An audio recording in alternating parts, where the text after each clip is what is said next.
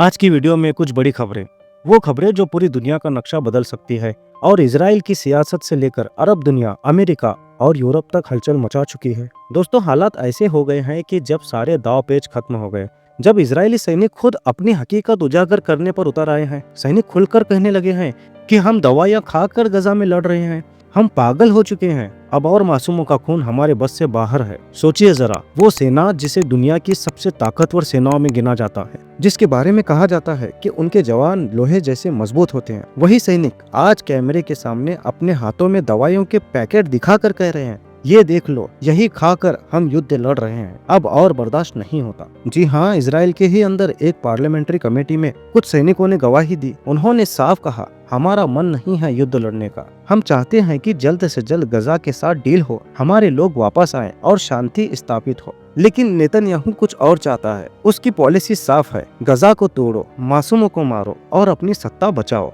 सैनिकों ने यहाँ तक कहा कि उनके दोस्त इस दबाव को झेल नहीं पाए और आत्महत्या कर चुके हैं। अब हालात ऐसे हैं कि खुद इजरायली सेना में बगावत की चिंगारी भड़क उठी है। अब जब अपनी सेना ही टूट रही है तो इजराइल इस वक्त क्या कर रहा है? इजराइल ने भाड़े के लड़ाकों यानी मिलिशिया को भर्ती करना शुरू कर दिया है। जी हाँ, हारेट्स नाम के इजराइल के बड़े अखबार ने ये खबर छापी है। उसमें कहा गया है कि इजराइल अब गजा और सैन्य अभियानों के लिए बाहरी लड़ाकों को बुला रहा है।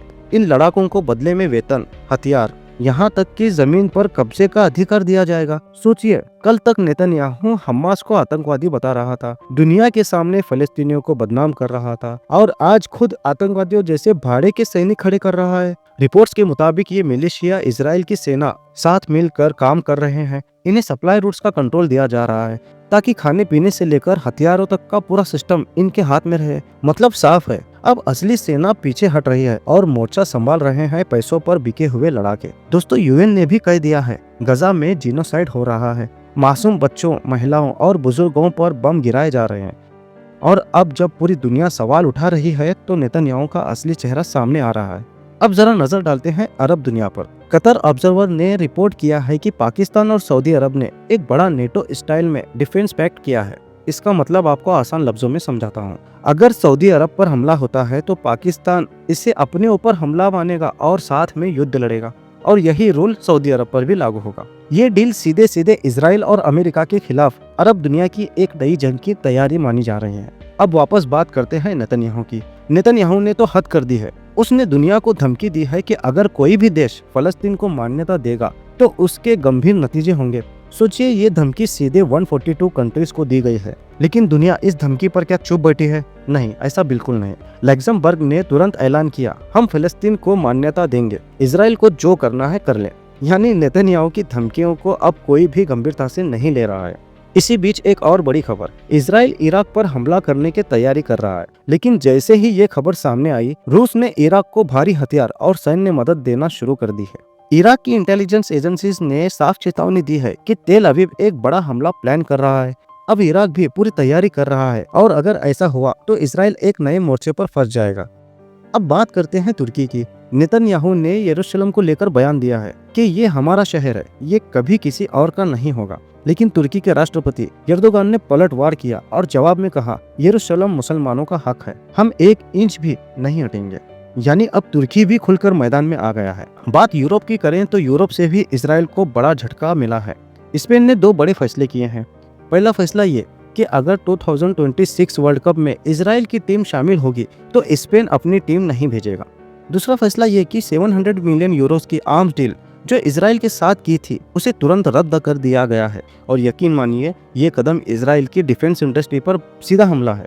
एक और चौंकाने वाली रिपोर्ट आई है कि 12 इजरायली मोबाइल फोन्स उस हत्या केस से जुड़े पाए गए हैं जिसमें किर्क चार्ली की मौत हुई थी। इससे शक और भी गहरा हो गया है कि क्या इजराइल ने ही उस मर्डर को अंजाम दिलवाया था। अगर ये साबित हो गया तो दुनिया भर में इजराइल की साख और गिर जाएगी। इसी बीच करीब 40 से ज्यादा सेलिब्रिटी, जिनमें Bill Ellis, Finnis, Steve Coogan, Peter Gabriel जैसे बड़े नाम शामिल हैं, उन्होंने खुलकर फिलिस्तीन का समर्थन किया। उन्होंने न सिर्फ बयान दिए बल्कि एक वीडियो बनाकर कहा, अब बहुत हो चुका, मासूमों के साथ खड़े होने का वक्त आ गया है। ईरान ने मोसाद के एक एजेंट बबाक शहबाजी को फांसी दी है। ये वही शख्स था जो इंडस्ट्रियल कूलिंग सिस्टम का कॉन्ट्रैक्टर बना हुआ था, लेकिन असल में इजराइल एजेंसी मोसाद के लिए काम करता था। दोस्तों ये सारी खबरें मिलकर एक बड़ा सच सामने लाती है, वो ये कि इजराइल आज अकेला पड़ता जा रहा है। उसकी अपनी सेना बगावत कर रही है, वो भाड़े के लड़ाकों पर डिपेंड हो चुका है। अरब और मुस्लिम दुनिया एकजुट हो रही है। यूरोप भी अब इजराइल को झटका देने से पीछे नहीं हट रहा है।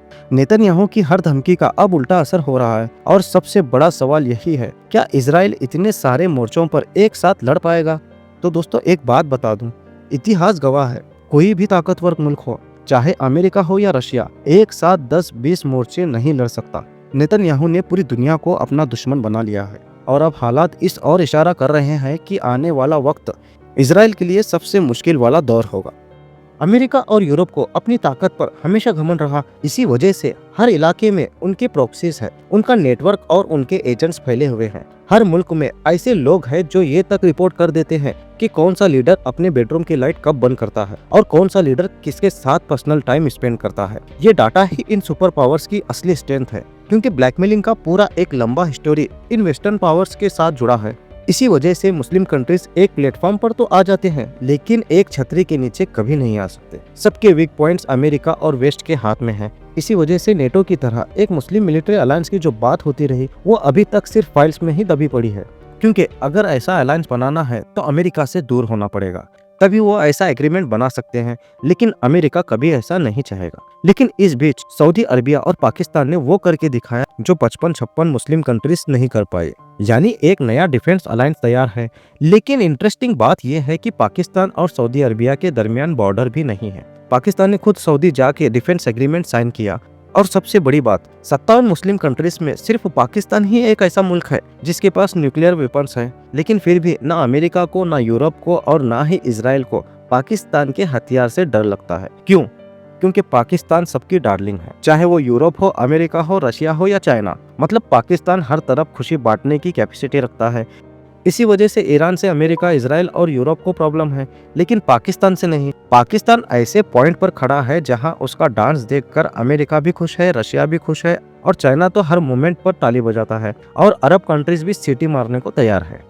पाकिस्तान को बनाया ही इसलिए गया था इंडिया से तोड़कर, ताकि वेस्ट का एक मिलिट्री हॉटस्पॉट बन सके, बिल्कुल इजराइल की तरह। और ये बात आज भी सच है। जो काम तुर्की, ईरान, कतर मिलकर शुरू कर सकते थे वो भी नहीं कर पाए, एर्दोगान भी नहीं कर पाए, लेकिन पाकिस्तान ने कर लिया। सबसे बड़ा प्रॉब्लम यह है कि सबका आका एक है जो वाशिंगटन में बैठा है। पाकिस्तान आज भी वही डांस करता है जो अमेरिका को पसंद है और उसके इस डांस पर रशिया से लेकर चाइना तक सब ताली बजाते हैं। मगर सच ये भी है कि पाकिस्तान भी अमेरिका का सबसे बड़ा पिट्ठू है। दोस्तों असल प्रॉब्लम यह है कि ज्यादातर मुस्लिम कंट्रीज अमेरिका के गुलाम बन चुके हैं। अपना डिफेंस सिस्टम, इंटेलिजेंस सिस्टम, हत्ता के सिक्योरिटी स्टैंडर्ड तक सब कुछ या तो अमेरिका का है या फिर इजराइल का। बांग्लादेश का एग्जाम्पल ही ले लीजिए।